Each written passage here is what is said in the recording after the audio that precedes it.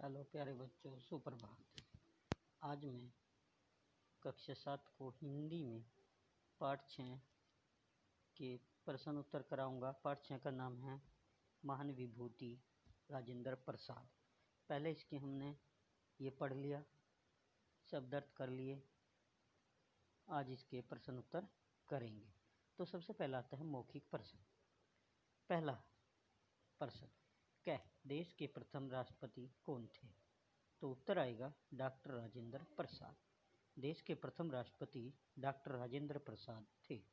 Number 6, Rajendra बाबू के माता पिता का नाम बताइए। राजेंद्र बाबू के माता पिता का नाम बताइए। तो उत्तर माता कमलेश्वरी देवी व पिता महादेव सहाय। माता कमलेश्वरी देवी व पिता महादेव सहाय थे। ग, राजेंद्र प्रसाद जी ने किस आयु से मदरसा जाना प्रारंभ कर दिया? राजेंद्र प्रसाद जी ने किस आयु से मदरसा जाना प्रारंभ कर दिया? तो उत्तर है 5 वर्ष की आयु में। कब? 5 वर्ष की आयु में। इसके बाद है प्रश्न नंबर घ, राजेंद्र बाबू ने वर्ष 1914 में सामाजिक कल्याण का कौन सा महत्वपूर्ण कार्य किया था? राजेंद्र बाबू ने वर्ष 1914 में सामाजिक कल्याण का कौन सा कार्य किया था?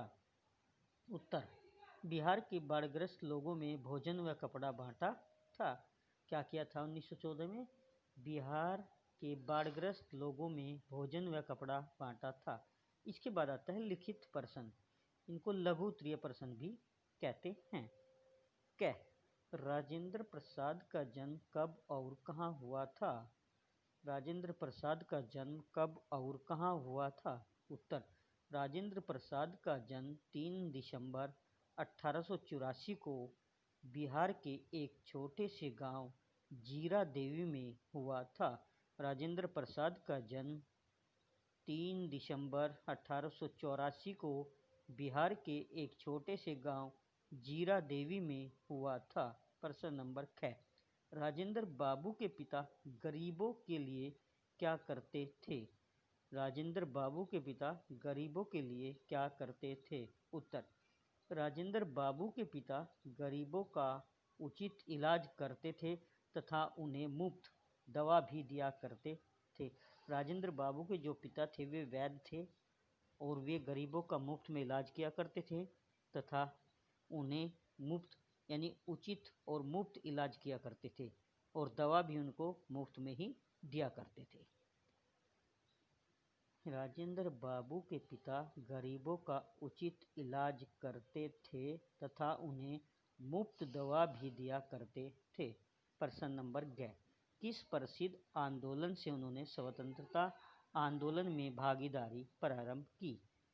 वह कौन सा आंदोलन था जिसमें उन्होंने स्वतंत्रता आंदोलन में भागीदारी की थी? उत्तर चंपारण आंदोलन से उन्होंने स्वतंत्रता आंदोलन में भागीदारी प्रारंभ की थी। चंपारण आंदोलन से उन्होंने स्वतंत्रता आंदोलन में भागीदारी प्रारंभ कर दी थी। प्रश्न नंबर घ, उन्हें कौन कौन सी भाषाएं भली भांति आती थी? उन्हें कौन कौन सी भाषाएं भली भांति आती थी? उत्तर उन्हें अंग्रेजी, हिंदी, उर्दू, फारसी, बंगाली, गुजराती, संस्कृत भाषा भली भांति आती थी। एक बार फिर सुने, उन्हें अंग्रेजी, हिंदी, उर्दू, फारसी, बंगाली, गुजराती, संस्कृत भाषा भली भांति आती थी। प्रश्न नंबर 9, वे गांधी जी के विश्वास पात्र कब बने? वे गांधी जी के विश्वास पात्र कब बने? उत्तर चंपारण आंदोलन में भाग लेकर वे राजेंद्र बाबू गांधी जी के विश्वास पात्र बन गए थे। चंपारण आंदोलन में भाग लेकर वे गांधी जी के विश्वास पात्र बन गए थे। अब आता है दीर्घ उत्तरीय प्रश्न, जिनके उत्तर 2 या 3 लाइन में देने होते हैं। प्रश्न नंबर क, राजेंद्र बाबू की शिक्षा दीक्षा के विषय में विस्तार से लिखिए। राजेंद्र बाबू की शिक्षा दीक्षा के विषय में विस्तार से लिखिए। उत्तर, राजेंद्र बाबू की प्रारंभिक शिक्षा छपरा के जिला विद्यालय में हुई। उनकी उच्च शिक्षा कलकत्ता के प्रेसिडेंसी कॉलेज से तथा उसके बाद उन्होंने विधि में स्नातक की परीक्षा में स्वर्ण पदक प्राप्त किया और कानून में डायरेक्टरेट की उपाधि प्राप्त की थी। क्या था राजेंद्र बाबू की शिक्षा दीक्षा? राजेंद्र बाबू की प्रारंभिक शिक्षा छपरा के जिला विद्यालय में हुई। उनकी उच्च शिक्षा कलकत्ता के प्रेसिडेंसी कॉलेज से तथा उसके बाद उन्होंने विधि में स्नातक की परीक्षा में स्वर्ण पदक प्राप्त किया और कानून में डायरेक्टर की उपाधि प्राप्त की थी। प्रश्न नंबर 6, राजेंद्र बाबू के माता पिता कैसे व्यक्ति थे? उनके कौन कौन से गुण राजेंद्र बाबू में आए थे? यानी राजेंद्र बाबू के जो माता पिता थे वो किस प्रकार के व्यक्ति थे, कैसे थे और उनके कौन कौन से गुण राजेंद्र बाबू में आए थे?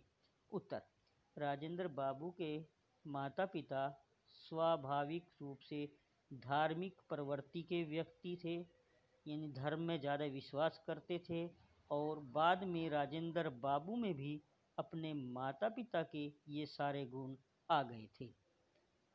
नंबर 11, राजवंशी देवी कौन थी? वे किन गुणों से संपन्न थी? उत्तर, राजवंशी देवी राजेंद्र बाबू की पत्नी थी। वे परोपकारिणी, दयाधार्मिणी तथा कर्तव्यनिष्ठ स्त्री थी। राजवंशी देवी राजेंद्र बाबू की पत्नी थी। वे परोपकारिणी, दयाधर्मिणी तथा कर्तव्यनिष्ठ स्त्री थी। प्रश्न नंबर 11, जीरा देवी में भड़के दंगों से राजेंद्र बाबू सर्वाधिक आहत क्यों हुए? जीरा देवी में भड़के दंगों से राजेंद्र बाबू सर्वाधिक आहत क्यों हुए? उत्तर, जीरा देवी में भड़के दंगों से राजेंद्र बाबू इसलिए सर्वाधिक आहत हुए, सबसे अधिक दुखी हुए, उन्हें सबसे अधिक चोट लगी क्योंकि जीरा देवी उनका पैतृक गांव था, यानी उनका अपना गांव था जीरा देवी तथा वहाँ हिंदू और मुस्लिम दोनों समुदाय के लोग सभी त्योहार एक साथ मिलकर मनाते थे। अब प्रश्न नंबर 8, विभाजन की विडंबना फसाद क्यों है? विवेचना कीजिए। विभाजन की बंटवारे की जो विडंबना है वो फसाद क्यों है, लड़ाई क्यों है, झगड़ा क्यों है? विवेचना करनी है। विभाजन से अनेक प्रकार की हानि होती है। विभाजन के कारण घर परिवार के साथ ही साथ देश भी छोटे छोटे टुकड़ों में टूट जाता है, जिससे उसकी शक्ति कमज़ोर पड़ जाती है, जिससे लड़ाई फसाद को जन्म मिल जाता है। क्या कहा? विभाजन से अनेक प्रकार की हानि होती है।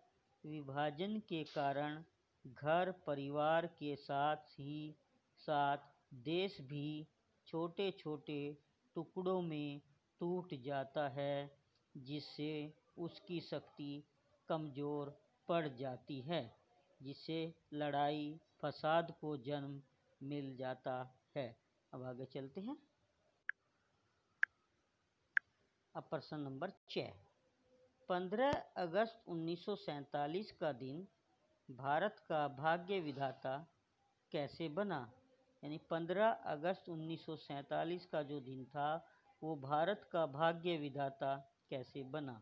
उत्तर, 15 अगस्त 1947 का दिन भारत का भाग्य विधाता इसलिए बना क्योंकि इस दिन हमारे देश को अंग्रेजों की दास्ता से मुक्ति मिली थी तथा भारत एक स्वतंत्र राज्य बना था।